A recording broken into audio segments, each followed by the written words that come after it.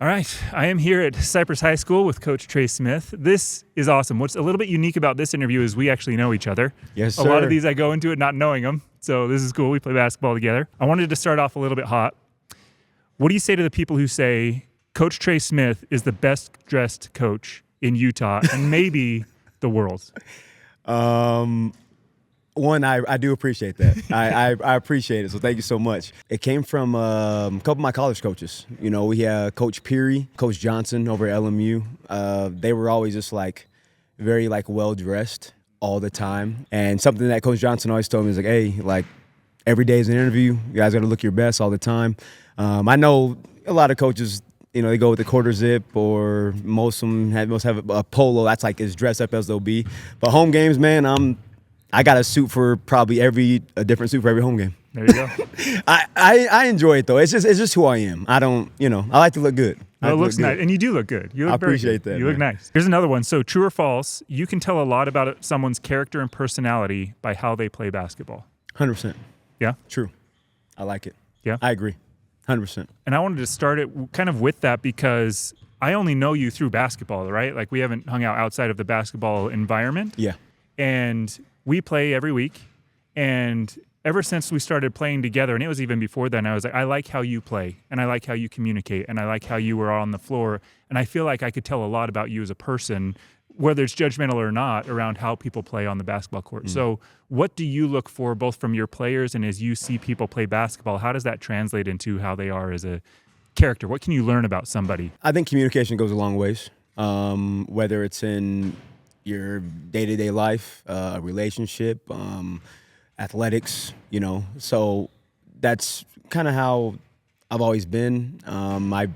Since I was probably, I started playing sports when I was very young, man. I've always had this leadership mentality about me. So I don't mind telling people what to do or what I'm looking for.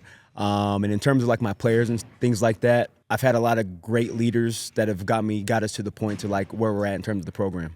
So, being a high-level communicator, being selfless, right? Understanding that it's not about you, it's about the team and how successful your team can be. That's something I try to pass down to my players and to the kids in the program. And hopefully, by me embodying that, it translates to my kids. And I love your work ethic too. And in fact, if people hear basketball shots going on, you got kids back here, which I think is a testament to your program, right? They're putting in the work even on a day when they're maybe not in school and everything else. Yes. So I think that's awesome. Take me through how you've built this program. You've been here for 12 years? 12 years, yes. You just run a region championship. You went 14-0 in region, which yes, I don't sir. care where you're playing. To go undefeated in region is hard. Winning is hard. It is hard. So take me through building up this program and what stood out to you this year. Obviously, the cliche thing to say, right, is it's culture, right? When I first got here, when I tell you we were probably the worst team in the entire state of Utah, it's not a lie. We were pretty bad. But at the same time, I would say I'm probably delusional. Delusional in the fact of I've always thought that it's possible to win a championship here. And people might call me crazy. It is what it is. But at the same time, I know what type of kids we're capable of having. I know what type of work that they're capable of putting in. I know what type of staff that I have. And going back to culture is not based on having set rules within your program, but just standards and expectations. That's something that early in my career, I had a whole bunch of rules, right? I had this whole athletic disclosure, basketball disclosure that had 20 rules on it. Stupid. Get away from it, right? Here's what I need. Here's what I expect from you guys, and here's how we're going to do it. Something I say all the time to my kids is just be in the right spot at the right time. Yeah. Day to day, every day, right? I think a lot of people, success is based on just being consistent. Yeah, yeah. Right? You don't have to do anything special. Just show up every day, do your job, be in the right place, right time, and you'll be all right. Yeah, I love that. And it's interesting you bring up expectations, right? Because as an outside observer, the perception of Cyprus High School, I think you get overlooked a lot. I think that you're in regions with Olympuses that are just these powerhouses that win state championships. You're with Bountifuls and Highlands. And I think it's easy for the rest of the world to kind of overlook Cyprus. And I think this year, and you've had previous years as well, where you kind of show them that you better not overlook Cyprus. Oh, yeah. Because you guys have that culture. Yeah. So again, like how do you instill that mindset into your players of don't overlook us, right? Like you can beat anybody. Yeah. That kind of an idea. Me personally, like I walk around, I think it's important to walk around with a chip on your shoulder, with just something to prove every single day. And that's what I try to instill in my kids. We walk in the gym, I tell my kids, hey, you guys are the best team in the gym. You're the so-and-so, you're the best player in the gym. Like you got to like talk it and then you got to believe it, right? I think a big part of why we weren't successful in my earlier, coaching career is because like we didn't have belief like that Cyprus could win, that Cyprus could compete against really good schools and the powerhouse schools, right? So like my kids believe that we can win and we can be successful, and that's kind of where I'm at. And I build hard schedules. I want to play really good teams and good programs. It's only going to make, whether we win or lose the game, it's going to make our program better, right? And I want Cyprus basketball program to be in the light of, all the powerhouses across the state. Yeah. How do you think there was a turning point? Like, can you pinpoint when that went from, you said earlier in your career, there wasn't that expectation to now, again, you have 14-0 region season and you've had Mr. Basketballs, you've had all kinds of stuff here. So what was that turning point? Actually, Q Meza's little brother or older brother, Cody Meza, was a senior on my team. Skylar Case, he's now on my basketball staff. He's my JV coach. Alma, like I had a lot of kids, right? And they were this young group that played together for a majority of their childhood. So when they came along, and we weren't very big at all, but they came along and I think we won maybe 14 or 15 games their senior year, right? And we were just super guard heavy. We just ran and we shot a ton of threes, bro. I'm talking about 1 pass, 2 pass. I was like, shoot it. We were just letting it go, right? So, I think that was a turning point for us. Probably, and I want to say that was year 4 or 5. So, that group kind of helped it, kind of switched it a little bit. And then, Q's group comes in. I got Q, Justice Rowe, Diego, Taryn, a lot of kids, Caden, that came in. And everybody knew they were talented, right? But it's kind of just piecing everything together, getting kids to be on the same page. And then from that point on, I think, people kind of caught on and we were building something special. And I think that's where it all started. No, that's awesome. And again, I know Q through you, and he's a great player. What did that do for you as a coach and for the program as a whole to have a Mr. Basketball come through Cyprus? Because that's rare. That doesn't happen often. Yeah. So what was that like for you in the program to have a Mr. Basketball here? Well, one, I think a word like that is also team driven as well. Q had a lot of good teammates. We had great coaches, but when I tell you Q brought this we don't lose mentality to the Cyprus, his freshman year, I didn't start him for I think the first 9 games, right? And then we were at the Riverton Holiday Tournament. I started him the first game of the Riverton Holiday Tournament, and I think he averaged 25 throughout the tournament, right?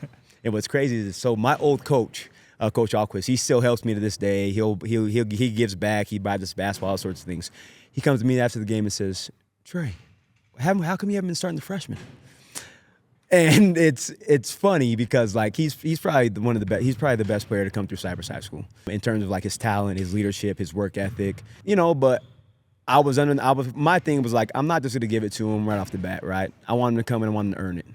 I've been hearing about the kid from this, hey Trey, you got this 7th grader, you got this 8th grader coming in, he can hoop, he can da da da.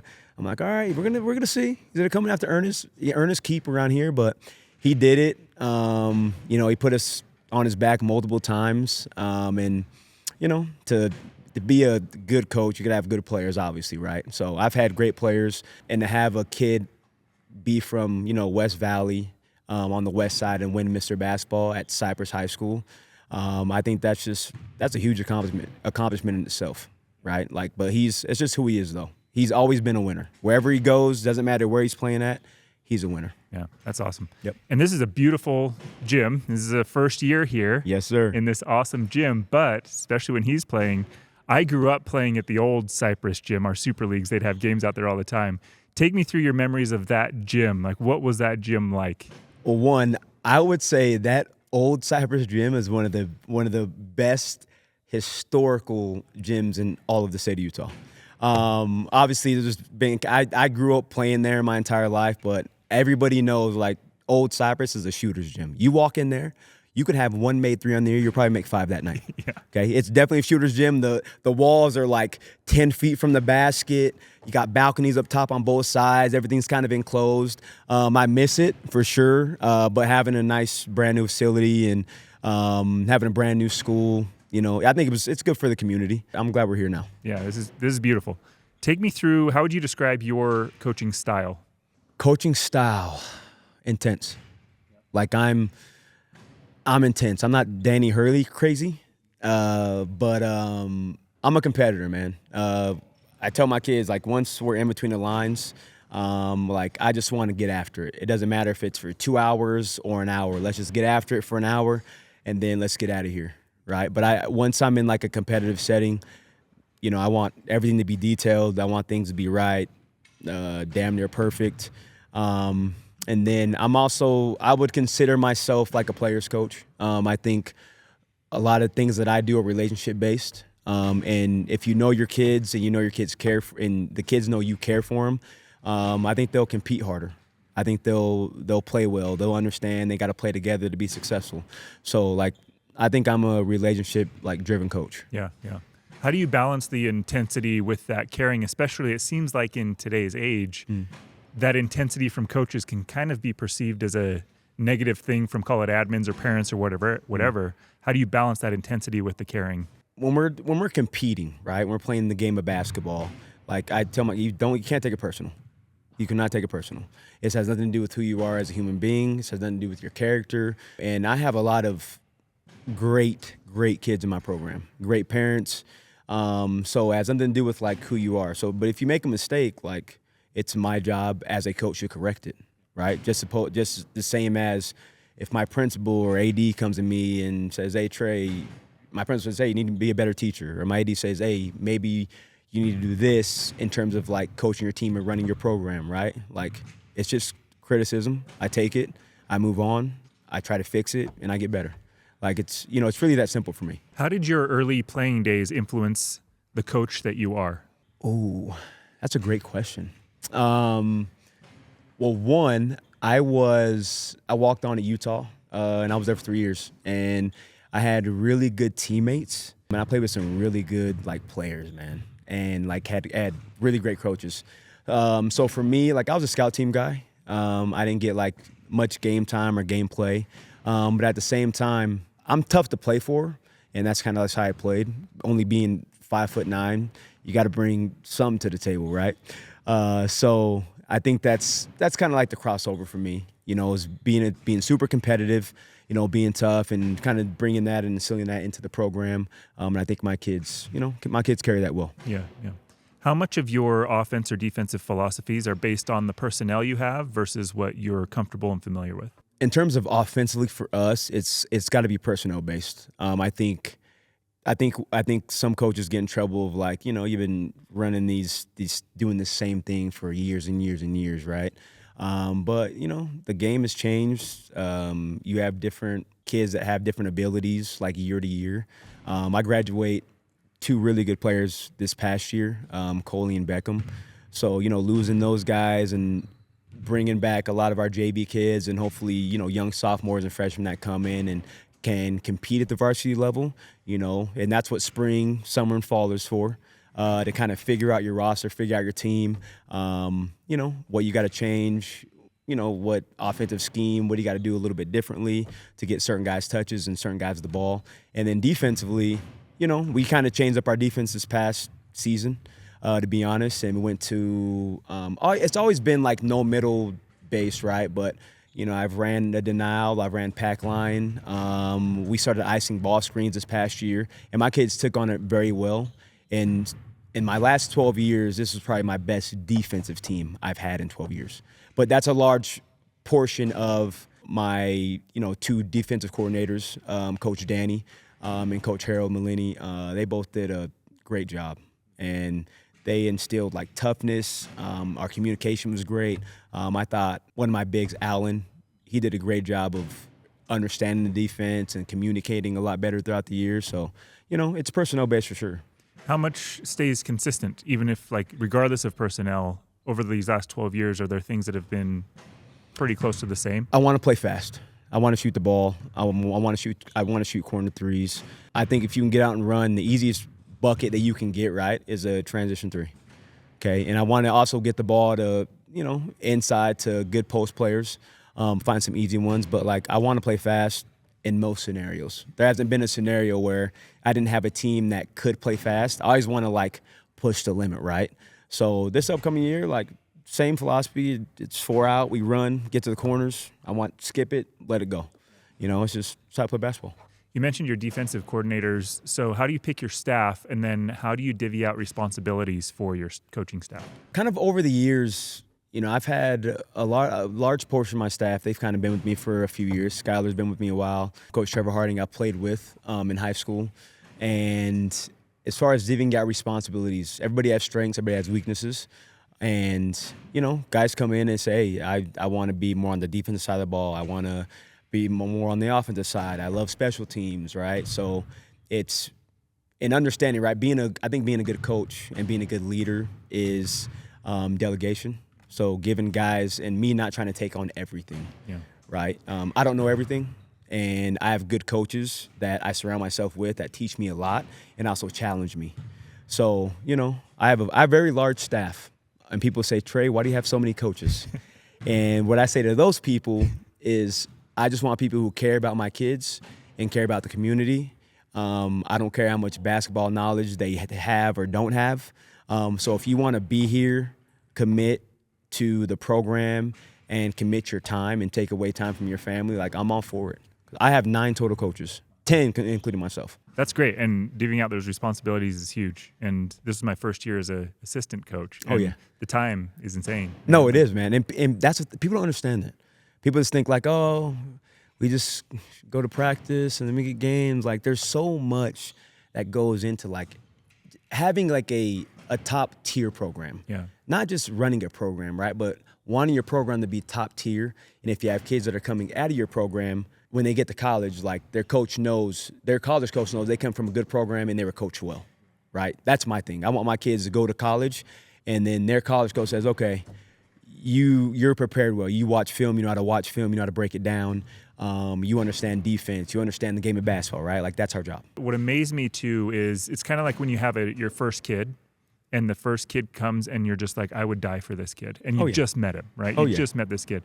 I was amazed at how quickly you just fall in love with these kids in the sense of I will do anything to make their lives better. For right? sure. And I wish that people more maybe parents understood that the coaches, there's not a single time that I've ever seen a player and be like, you know what, I want to inhibit his growth. I don't want him to do well. That's facts. No, it's true. And that's why I think a lot of coaches, it doesn't matter what sport you coach, right?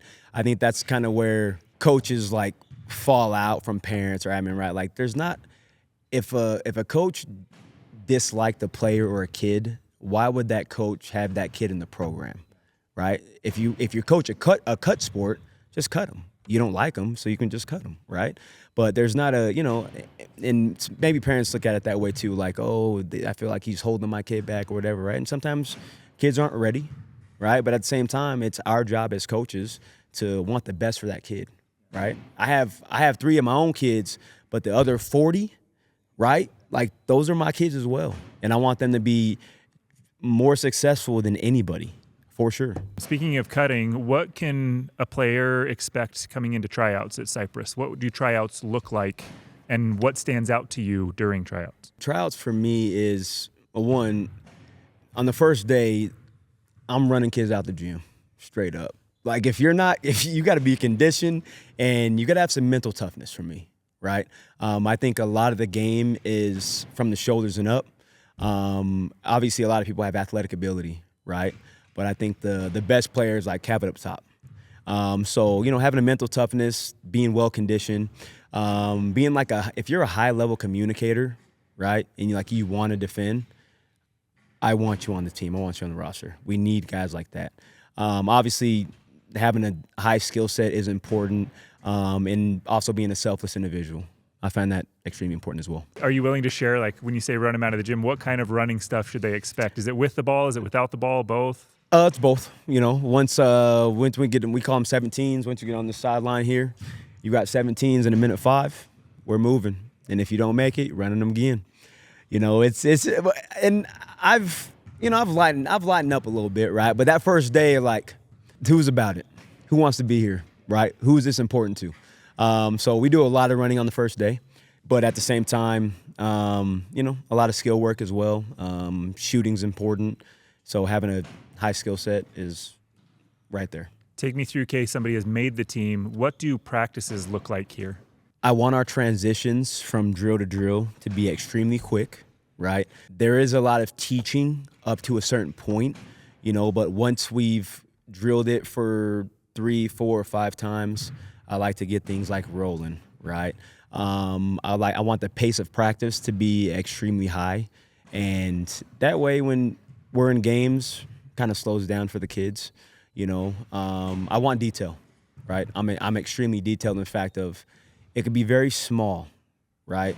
And kids might be like, Coach, this really isn't important, but it's important, right? Because when you get to playoff basketball, right, and you're playing the really good teams, and you make this minor mistake, and you miss this slight rotation, you might have got there in practice, right? But still, a kid might deflect the ball out of bounds. I'm like, hey, it's not good enough. We're gonna do it again. Like, that has to be a steal, right? Against a team that's average or below average, yeah, that's a steal.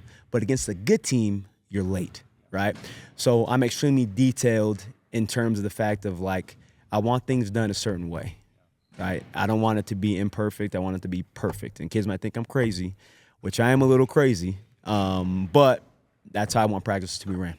Well, and I love that too, because I think that this came later in my age of, if you make a little mistake, it's not even that they score on that mistake, it's that it put your other teammate in a position now that they're compromised that leads to a bucket. It could be 2, sure. 3, 4 motions later, but because you were late on something, it turned into something bad later. Yeah. I'll give you an example.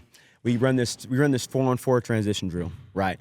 And I usually, for the most part, at the beginning of the year, I'll split teams up to make it even, right? So we'll have, I'll even it out a little bit. But throughout the course of the year, I want my top 8 to be running with each other. So I had my big kid, like, come up and, like, stab at the basketball. And that's one of my biggest pet peeves. Like, transition defense is extremely important. It's extremely important, especially in today's game, right? People want to play fast. They want to get out and run. So he comes up and stabs at the ball. They throw it over his head, right? And then our scout team makes another pass and they turn the ball over, right? And then we score a bucket. And I'm saying, hey, good job, Alan. Da, da, da. I'm like, no, it's not a good job, right? Because when we get into an important game or an important situation or a playoff game, that good team is going to make us pay for that, right? Our scout team they did a great job all year, but they made some mistakes here and there. But a good basketball team, a high level team, isn't going to make that mistake. So you're putting all the rest of your teammates in a bad position for another team to not be successful. So it ain't about, like, practice. I'm trying to coach them for, like, later down the road. What's important down the road. I think that's so important too, because even with my 10-year-old son, I talk about that too, right? Of, like, if we're going half speed in practice, in games it's going to speed up. And against your kids at elementary school, you can get away with this move. Oh, yeah. Against good players, you can't get away with that move. No. They're going to take it and go. Yes. And every possession matters, and they're so important. Yep. That's awesome. How do you pick captains? It kind of changes year to year. That I don't have any specific way. I think kids, they kind of step up and they, like, figure it out. Like, I didn't appoint any captains this year. I didn't say, hey, Coley, Beckham, Allen, you're the captain of our team. They figured it out. They know. They knew. And I think the rest of their teammates knew. I think the coaching staff knew. Like, you guys are the guys. You guys have to lead us, and you got to be high-level communicators. You have to be examples on and off the court. Like they all were, though. 4.0 students. Beckham was All-State 4.0. He's valedictorian of our school this year. He's been a 4.0 varsity athlete for 3 years. Coley's GPA was, I think, around a 3.6, 3.7. Allen was around a 3.5. So those guys, they figured out they do it. There's been years where I've appointed captains or I've had the team select them, but it kind of changes just based on the dynamic of the team and kind of where we're at. You have some, we played you in the preseason last year. You have some really good sets. It seems like you're able to get guys good open shots. Yes. How do you balance keeping people within a set? So you're going to go here, go here, go here, with the freedom and the playability of a more motion offense as you described. It comes down to kind of like your personnel, right? Yeah. Just kind of like we talked about, right? If you have players that understand the game, they understand spacing, they understand, who needs the shot or where the ball has to go. I can let kids get out and play, but at the same time, I do have a lot of sets. I don't know why. I don't know why, but like there's always like new things and new like twists that I'll be watching an NBA game or a college game, and be like, ooh man, like I like that. Like I run a lot of horn stuff. And I'll see some like different like twists and variations of horn sets and things like that. And I'm like, you know what? I'm gonna put that in next week. And I just, so there's always that balance, and I want to give my kids freedom to play. But that also comes with, if we defend, we get out and run, you have freedom to shoot and do what you got to do, right? But I think there's times and points throughout the course of the game where you need certain guys to touch the ball and the ball to go through a certain player to get the best option for your team. So, there's always a balance, but for the most part, I have a lot of sets. It seems like that's a feel thing for you of obviously out of timeouts, there's going to be something you've called, obviously baseline out of bounds, I don't know, but whatever it is, there's going to be moments where you call something. Yeah. But in the transition of a game where there's no turnovers, no timeouts, I guess, is it play until you can't get a good shot and then back it out, or how do you approach that offensively? I can leave that to my point guard. If my point guard just knows, right, we have to be on the same page. But there's times where I need to be like, hey, we have to find a good shot here. Like, what's the best set we can run here? I like to give my kids a lot of like leeway in terms of, if I call a timeout or, the opposing coach calls a timeout, I'm like, hey, what do you guys want to run? What do you feel will work?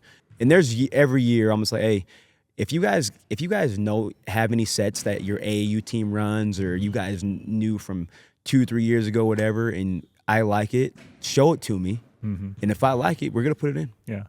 I put in 2 or 3 sets this past year. From Allen gave me a couple or 1 or 2, and then Beckham gave me 1 or 2, and I'm like, all right, let's do it. Yeah. Like I'm fine with it. Like ultimately it's their team. Yeah. I'm just there to like help you guys like manage it, right? Yeah. And so this is I call my program a players program. Yeah. No, I wish I had that, because I'd obviously be like, hey coach, this gets me a shot, this gets me a shot, this gets me another shot. There was multiple times where Beckham would be like, hey, we're gonna run button, and then with buttons for Beckham.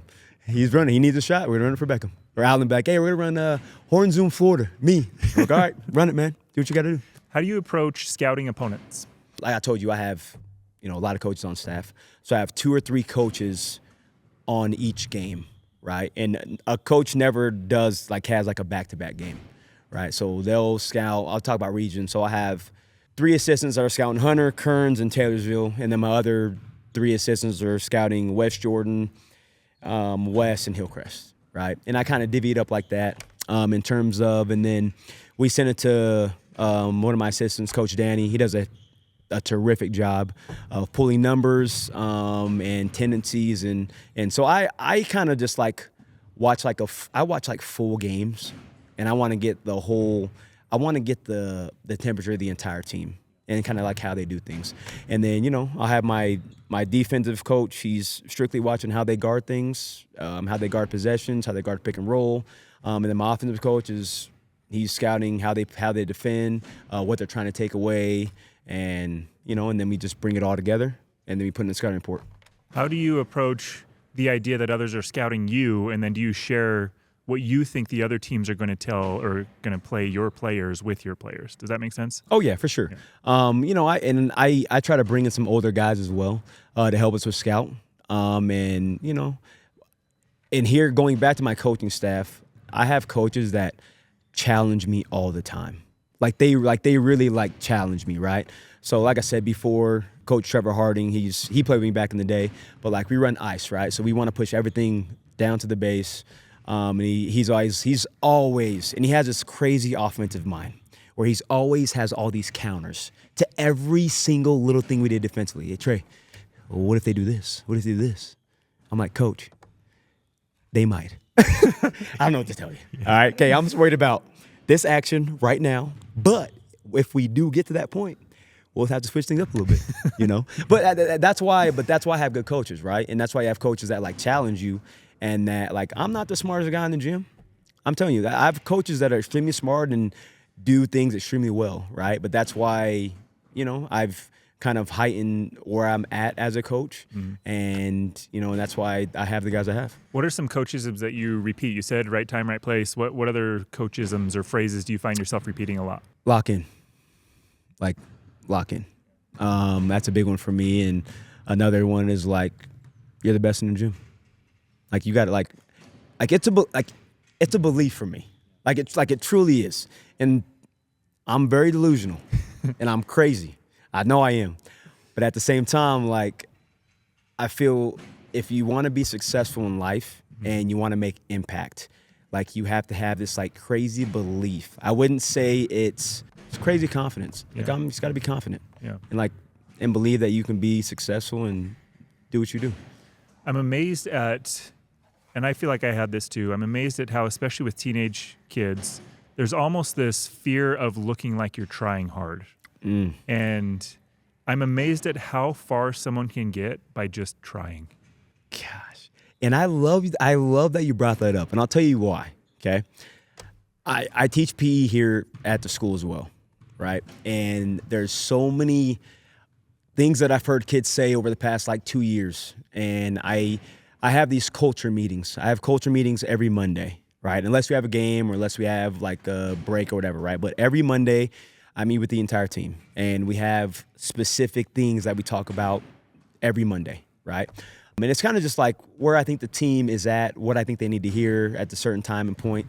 And a big thing kids say is like, oh, that kid's a tryhard. He's a tryhard. I'm just like, and it bothers me. And I told my kids, I told them flat out, I don't want to hear that. Winning is important.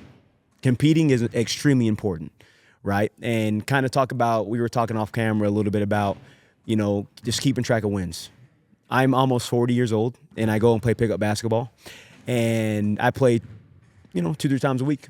And the biggest thing for me, Eric, is winning. You know, our boy Stevie, I play for push-ups every single day we play. And if I lose the most games that day, I'm doing 50.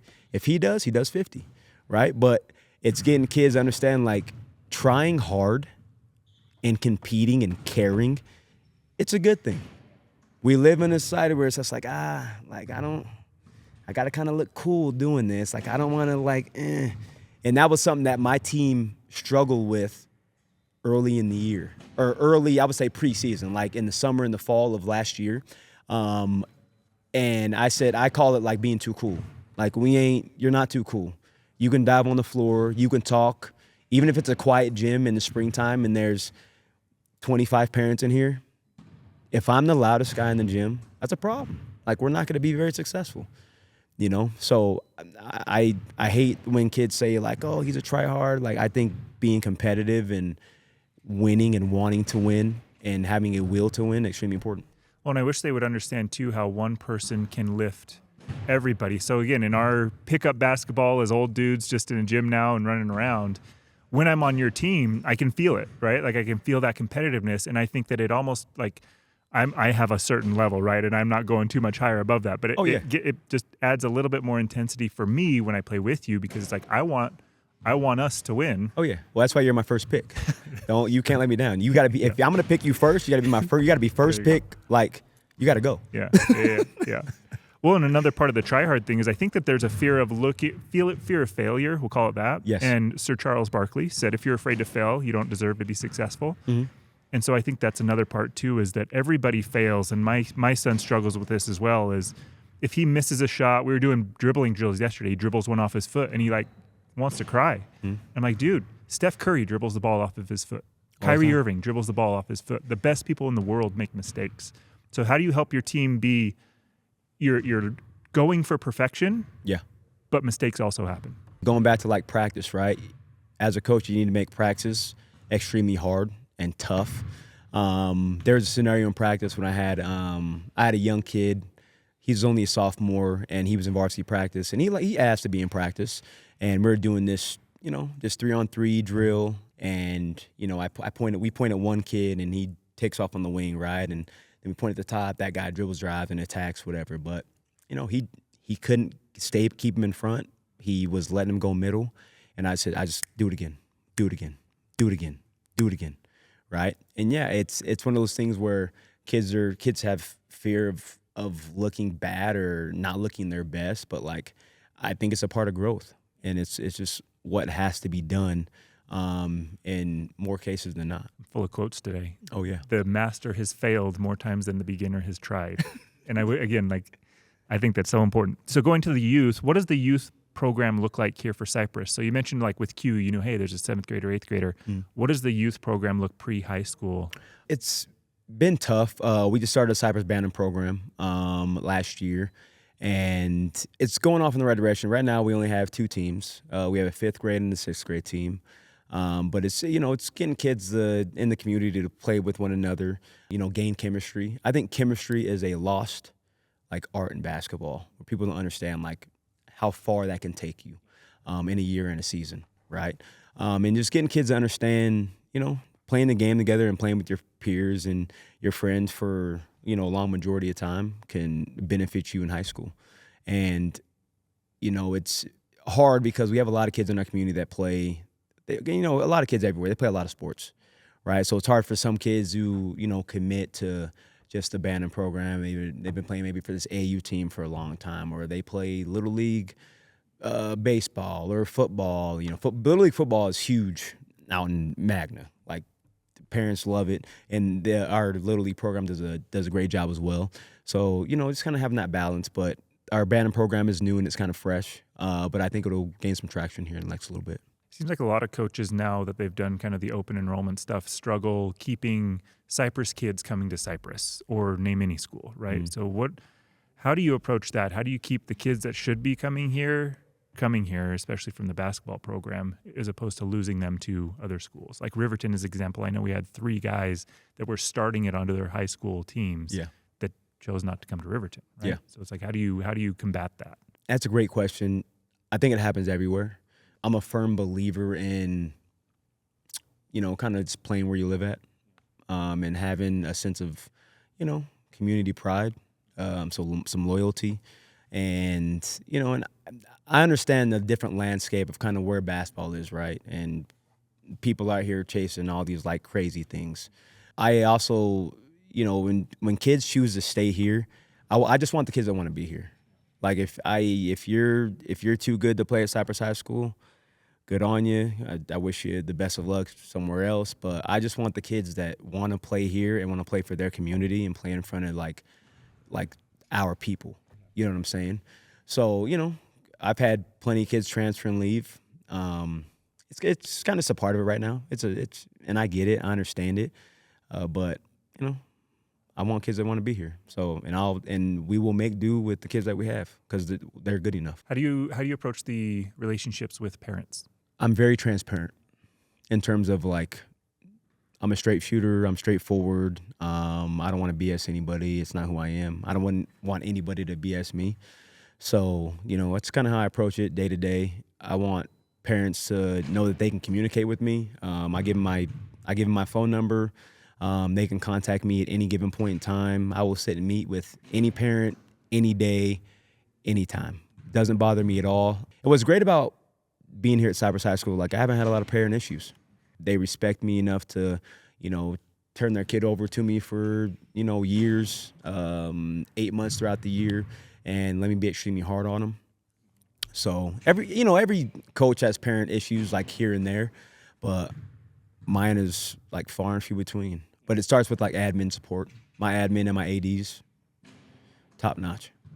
Well, they got you a new building. This is great. Hell yeah. What about players and parents? They have to make a lot of sacrifices. You just mentioned 8 months out of the year they're here playing. Mm. So what does that sacrifice look like in your community here for, one, the kids to be able to put in the time, and then also the parents to get their kids here. Like, how do you, I guess, let them know that that's appreciated? Because I know that it is from every coach's perspective of like, man, thank you for being here, right? Oh, To yeah. your point, like, thanks for wanting to be here. And then Yeah. I know like my parents had to sacrifice a ton to even just let me play because we didn't come from an affluent place, right? Yeah. And so it's just like, what does that community look like here in West Valley and here for Cyprus? I think it's one of those things where it starts at the top and it just trickles down all the way to the bottom. The success that we've had over the past 6 years or so is like it starts at the top. It starts with, like I said, the administration in the school, and it trickles down to ADs. It trickles down to the coach, the head coach. It trickles down to the coaching staff, to the players, to the parents, to the community, and then the wives of the coaches, right? Like, and letting their husbands be here or the spouse be here for, they're working until 3 and then immediately they're coming to practice for 3 hours and then they have games every Friday night. Like, there's a lot of moving pieces that go into having a successful program.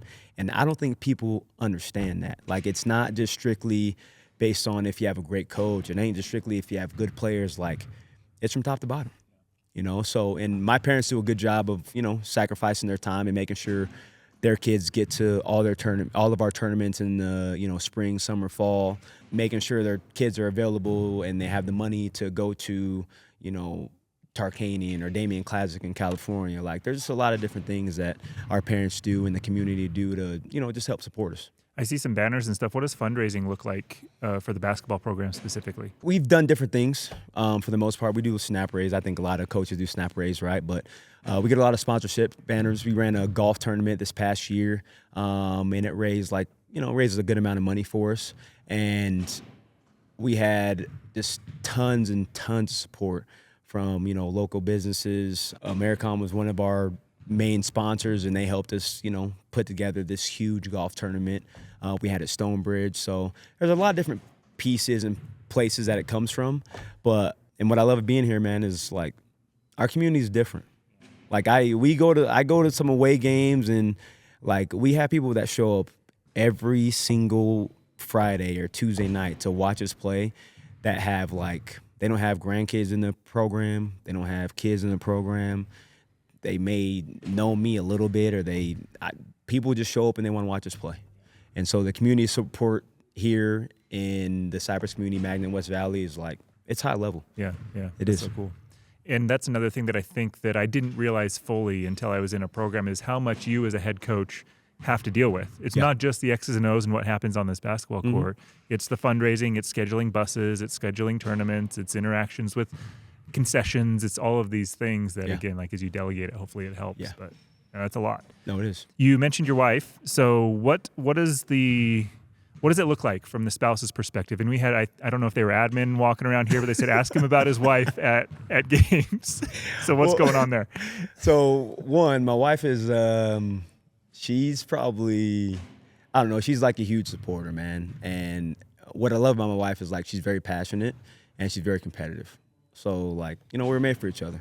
And you don't know, I haven't told you this though, but my wife and I were in the same 4th grade class. Oh, cool. I've been knowing my wife. We've been in the same elementary. We're in the same classes together. We've been together for. You've been working on her for a long time. We've been together for 23 years. Wow. Of life. That's awesome. But she understands it. But at the same time, she's also she's a full-time mom. She's a full-time. She has her own full-time job. She turns into Superwoman, especially over the winter basketball season for us. And I have late nights, long days. She comes every single game. She doesn't miss. And she's very supportive. She's so passionate and supportive that she's been kicked out of a basketball game before. Oh, man. She has. What is this story? You got to tell this. So we're playing, this was Wasatch 2 years ago. And they're, it's a very close game. And, the new flopping rule just came into play, right? And this, the official, it was wrong. How they handled it was wrong, right? So I have a brand new son, newborn. He's 2 weeks, 3 weeks old. Yeah. Okay. Yeah. And she's with him, and then she's standing up. She was just she's standing up hey, what's the call? Because she usually sits behind the bench. And one of the officials was like, hey, you're out of here. Listen, mind you, 4th quarter, okay? close game. Yeah. Okay, maybe 2 minutes left, some change, right? I think we're down 1. Okay. My assistant coach runs to me and goes, "Hey, coach, they're kicking out your wife." I was like, "I don't care." Just so you know, there's nothing I can do about it. All right, I'm trying to win this game. And I was just like, and then that's just what it is. She didn't say anything like crazy or anything like that. And then what's funny is our next game, I see the same official who kicked her out. He calls me over and he's like, "Hey, Tre, I didn't know that was your wife." I told her I'm sorry. And I was like, it's not a big deal, man. Like, I don't even sweat. It is what it is. But that's just a good story. But that just tells you, how much she cares. She's not one of those coaches' wives who shows up to the game and who's not engaged and who's just on their cell phone. Like, she's in it and she's a huge supporter. And just like I am with all 40 of, these teenage kids, like, she wants them to be extremely successful, and she cares about them, and she wants what's best for them, and she understands. Like, and also the kids on my team, I call them like you're like celebrities in the community. A lot of these young kids look up to you, so you have to make sure you're acting appropriately. And my son, like, he's starting to get to the point where he loves basketball, so he started coming to the games, and like he was just so engaged, and he loved the kids, and he just like idolizes them, right? So that's who my wife is, and she does a great job just like picking up the slack, and she turns into Superwoman, a long portion of the year. That's awesome. We actually had a referee on the podcast, and we might bring another one on. So what is your relationship with the officials, and how do you approach them in the middle of a game? Like I said before, I'm intense. So there's times where, where it's like, "Hey, Tre, calm down, man." I'm like, "You know what? You're right. I'll chill out." But for the most part, like, I have a good relationship with referees. Like, I know they're doing their job, and I know, just like myself, I'm gonna not make the best decisions or call the right sets or do the right things. They're gonna make some mistakes, and I just gotta live with it. And it's a part of the game. But I think just having respect for like what they do. It's a hard job. It's a thankless job, and when you have 500 people booing you or telling you did something wrong, like, it's tough, but at the same time, like, to be an official, you have to have tough skin, But I have great relationships with most. Like, I don't think hopefully there's not a referee out there that like hates me. Maybe they dislike me, but hopefully they don't hate me. Do you have any game day traditions? Ooh, both game yourself day traditions. and as a team, outside of just looking super good every game day? Game day, like home games, and this is early in the year. I started just getting like a hot fudge sundae, like right before the game. Like, I come like midway through the sophomore game, and I just pull up, have a hot fudge sundae, and I probably get one for the trainer or get one for one of my ADs, and we just sit, we just chop it up for a little bit. It kind of became a thing. I'll probably keep that going for a little bit. Is that from the concessions here, or do you go? Oh no, I go to McDonald's. Okay, down the street. Go to McDonald's down the street. Yeah. But in terms of really anything else, not really. Like, I'm not a superstitious. Wear like the same pair of socks or the same, I don't. Not the same pair of socks. Like on big games, I have these Mamba socks, these Kobe Mamba socks that I wear under my dress socks. I wear 2 pairs of socks. People might think it's weird, but I do. I don't know why. I only have 1 pair on right now, but most of the time I'm wearing 2 pairs of socks. Okay. Big games, I wear like my Mamba Kobe socks. All right. Yes, sir. How do you define a big game? I think if there's like playoff implications, a rivalry. Would your rivals be considered Kearns Hunter? Like, who would be your rivals here that you would consider? Our rivals, I think at times it changes, right? But I think our biggest rival for the longest amount of time has been Kearns. Yeah. Kearns they've had some really good teams. I've had some really good teams in Hunter as well. Actually, it's funny. I have Coach Maleni. He was the head coach at Hunter a few years ago, and we had some really good battles, man. We had some good games. But I'd say Hunter and Kearns, but Kearns the most. We always have some back and forth. Doesn't, like, regardless of how good a team is or where they're at that year, like, the battles are they're tough. Yeah. Like, either way, It's like, I thought we had a good, solid team, but this past year, but in both games we played Kearns, they came out and they were ready. Yeah. Both times. Yeah. And so if we weren't ready, like it doesn't matter, right? You throw the records away. You got to come out ready to play. What about, do you have any rules around what shoes they can wear, socks, armbands? I don't. Game day, are they wearing the warm-ups to away games, or is it kind of whatever you want to school? Like, what does that look like? Oh, in terms, so home games, I want them to wear shirt and tie, right? And if you don't have tie, obviously a button up on them to, I want them to look good.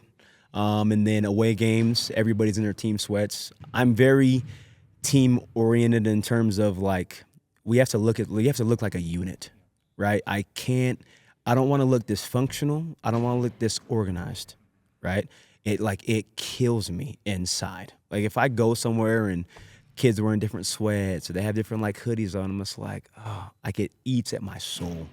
But I've always been, just growing up and our coaches were big on like, hey, we're a team. We're gonna look the part. We're gonna look like we're unified, like we're together, right? Like I tell kids, there was one year where I had a kid and he just didn't want to wear his hoodie. Put your hoodie on. Put your jacket on. I don't care. It's hot. I don't care. You're gonna be hot, right? Like we gotta look together. And then like warm-ups, I want everybody to look the same. So at the course of the year, we had like long sleeves, and then my captains came to me as, hey coach, you want to wear long sleeves? I'm like, hey, I don't care, but us all gotta look the same, right? So if nobody's gonna wear the top, no top, everybody's wearing the pants. I'm cool with that, right? Doesn't matter to me, but I just need everybody to look the same. It seems like a lot of what you, I guess, teach and preach to your team is bigger than basketball. So how do you bring this game that we all love, that is basketball, and these kids, and help them see how this basketball game is something bigger? Yeah. There's more than basketball. I learned this, or I thought about this a few years ago, and someone explained this to me, but like basketball is a small part of life. And basketball has been my life for years, right? I love the game. I love what it's done for me personally. But at the same time, I'm also a believer in you learn so much about life from the game of basketball, right? It's very team-oriented. You have to be a selfless individual.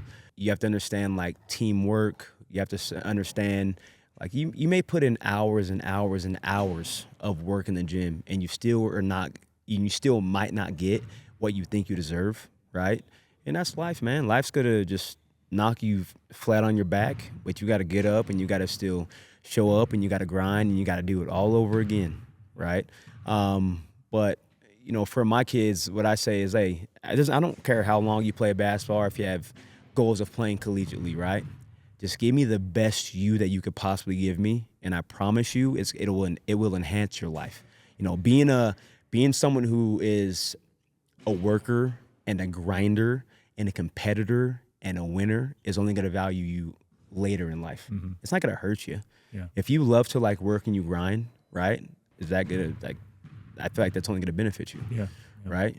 So that's how I look at it ultimately. I love that.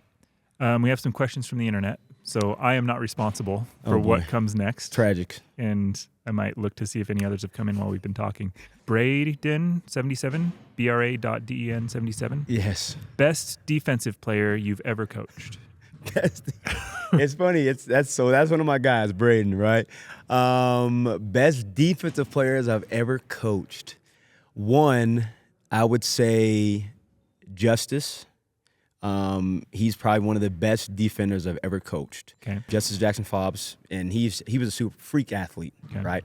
But Braden, he won Defensive Player of the Year for me this year. Okay. And he was also on our all-day defensive region team. Nice. So I'm gonna give Braden second. Perfect. I'll give him second right now. He can't guard me though, so it's fine. That's fine. Do you get in play with him a lot? I play with him sometime. The thing that kills me with these kids is like, I'll give them work, and then the next day, like, they forget. Like, Coach, you're a bum. Coach, you're old. I'm like, guys, you don't remember what happened yesterday? Like, I was killing y'all yesterday. Now you forget? Don't forget. Yeah. I get in play sometimes, too, and it shocked me because when we play, I feel all right. Yeah. But they go so fast. I know, they do. And so it's like, hey, we're going to go 4 possessions, and then we'll talk about some stuff. We'll just go 4 possessions. That's fine. That's why I play 5-on-5-on-5. There's no transition. There you know what I'm saying? You get to walk it up a little bit. I like that. Eli Burbage, what is the most important thing for young athletes to focus on if they want to play varsity? I would say communication and just be a defender, right? Like, focus on just making minimal mistakes and focus on your defense and what you can help your team defensively do. And Eli, that's a young kid. He'll be a sophomore for me next year. And his potential, he has an extreme amount of potential. And potential is, I hate using the word potential because I think a lot of people in life have a lot of potential, but they don't reach it because they don't put the work and the time to get there. Yeah. But that kid, I coach his older brother as well, Noah, and he's a hard worker. But Eli's, his future is very bright, and he's going to be a player. That's cool. I always love, like, when I go into a situation, I want to have a higher plus minus. Like, if I'm guarding you, the end of the day, okay, you scored 7. Did I score 7 or more? Right? Yes. And so defensively, Yeah. you can do that a couple of ways. One, I could be a big scorer, or I can stop you from scoring, and that For sure. that also makes my life a little bit easier. Desi Smith, where did he get his nickname Tway? That's my brother. He's crazy, man. So, so he gave me the nickname. I don't know where it came. I don't know where it came from. But we went to we had a family trip a couple years ago, and then we were playing this couch game, and like one of the actions or one of the words you had to do is like the number 3 was like Tway. So I don't know. He's a clown. You can't. I don't know. It's from him though. He started it. He started it. All right, that's cool. I love all of this, and again, getting to know you off of this interview is, I think, super fun. So, knowing what you know now, if you were to go back to your first year coaching self, what advice would you give yourself? It's going to take time. I came in and I got the job at 24 years old, right? And I came in and I just thought like I was going to kind of change it overnight, and change the trajectory of the program and kind of what we stood for. I was an assistant prior to that, but I came in just like too hot, and I didn't give it enough time, right? And I would go home after games, and we were losing games by 40, 50 points, like on a nightly basis. It was rough. Yeah. Okay. But at the same time, I would go home and like, am I capable? Like, am I good enough? Am I in the right spot? So I did have I had a little bit of self-doubt, but that quickly shifted into it's going to take time and you'll be fine. And I put a lot of that on my wife. She did a good job of just being like, hey, don't, like, whatever happens in the gym, like, you can't bring it home, right? So I lost that, like, I would let a loss kill my weekend. Like, it was just like, I'm just like, oh man, I can't wait to like give another go. And it was just, I wouldn't play until Tuesday. I'm just mad for no reason, So that's what I would probably tell myself. Give yourself time. Things, like, all good things take time. How have you learned to separate your self-worth from your record? For the longest time, I was basing, a lot of our success upon how many games we win, right? Or how many games we didn't win or whatever. But now it's just like, we just got to get better throughout the course of the year, right? And it doesn't matter if we can start out 0-7 and we're losing games by 2 and 3 possessions. And then, maybe we go on a little bit of a little hot streak, and now at the later part of the year, we're winning games by 2 or 3 possessions because we figured out these are the mistakes we can't make, right? So as long as we're getting better throughout the course of the year, and we're progressing and we're going our trajectories up, like, that's how I'm basing our year off by. Like, you can play bad and still win a basketball game. Like, that's highly possible. That's possible, right? In a lot of scenarios. But like, and you can play good and do a lot of good things and still lose the basketball game. So if you're out here competing and, I can walk away. Like, I'm not big on I don't believe in moral victories, but I can walk away and be like, hey, we competed, we gave it our best shot, we just lost. It's fine. But, as long as we're going up a little bit every single week, and every single month, I think we're in a good spot. Is it harder for you to lose a game as a player or a coach? Probably a player. I hate losing. Do you hate losing more, or do you love winning more? I hate losing. Hate losing more? Yeah, I just video games, basketball games, March Madness brackets. I'm gonna win the Meach one. I'm just letting you know. I'm winning that. Michigan's winning tonight. Yeah, I'm saying I would have won if Arizona won, but they didn't. I know. I saw you. You've been tracking it? Yeah, I've been tracking it. I saw you. Me and my wife, we play board games, card games. Like, I'm keeping track of wins. Like, I hate losing. Like, it drives me insane. My son is 7. Okay, he just started this love for basketball. I do not, and I will not let him beat me. Yeah. Until he is capable of like beating me for real. We play to 20, it's 18-18, I go get a bucket. Yeah. Until he figures out how he's gonna beat me. It's just what it is. He needs to learn how to lose, like how to win though. Yeah. And I think it's important. I have felt some of the most powerless moments of my life have been when I'm coaching, in the sense of there's stuff happening and there's nothing I can do to fix it. Yeah. Outside of calling a timeout or yelling at somebody. Yes. Right? So in your coaching career, especially from year 1 to now year 12, what are some of the ways that you have felt that you have been able to impact a game more effectively than just a timeout and yelling? I think the biggest way for me to impact like winning for my team on the court is in the spring, summer, fall. I really let my kids try to figure things out. Yeah. Right? So teams, a team can go on a 10-0 run and kids are looking at me and I'm not calling a timeout, right? I'm not going to tell you what play to run. Like, what are you going to do? How are we going to figure this out? Now, when I say we, I mean like, how are the 5 on the floor going to figure it out, right? If we haven't got to stop in 4 possessions, is someone going to bring the team in and be like, hey, we got to do this, this, and this? Or is someone going to come to me and be like, hey, coach, we need to run this play or we need to change it up and play this defense, right? I'll take that. I want them to do those things. So I think it's over the off season, it's me letting the kids make a lot of mistakes and kind of figuring things out instead of me just like being overbearing. Yeah, there's times, right, where we might play in a summer tournament where, there's high level competition and I like really want, I'll call a timeout. I'll try to figure things out. But over the course of the year, right, I want my kids, they're going to make mistakes. Then they need to figure it out and learn from them. What is the parting message that you would like to leave with the community of Cyprus? So any young kids that are watching this, maybe they're 8th graders wanting to come up and play at Cyprus, what's the parting message that you have for them? I think the biggest thing is I've been in this community for 30 plus years.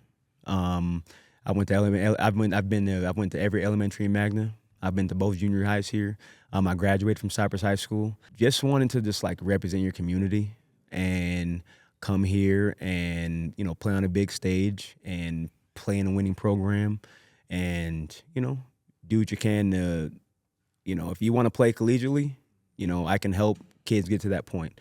If you want to be, a part of a culture of, we have high expectations, we have high standards, and you want to be a part of something special, like this is a place to be. And I really hope that kids want to stay here and they want to play at Cyprus High School and they want to play with their peers and play with their friends and not necessarily like play for me, but like they want to just like play for Cyprus and the Magna and West Valley community and hopefully make everybody around here proud.